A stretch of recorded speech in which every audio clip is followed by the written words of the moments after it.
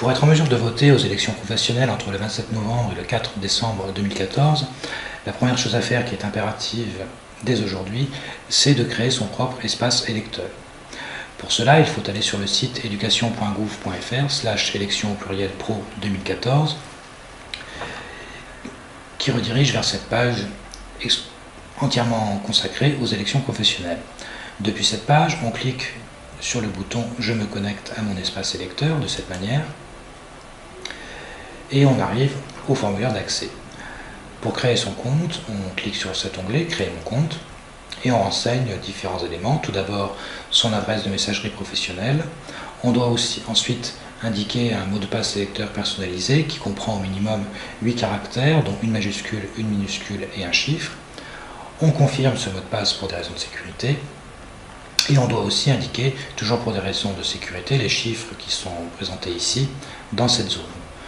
On clique ensuite sur « Je crée mon compte », ce qui va provoquer l'envoi automatique d'un email à votre adresse comprenant un lien d'activation de votre compte. Il faudra bien sûr cliquer sur ce lien pour que votre compte soit actif. En cas de difficulté pour créer votre compte ou pour toute autre question que vous vous poserez au sujet des élections professionnelles, vous pouvez vous rendre sur le site electionseducation2014.fr mis en place par le SGEN-CFDT qui comprend notamment une foire aux questions spéciale élections qui se trouve ici et qui va répondre aux questions que vous pouvez vous poser au sujet de ces élections professionnelles.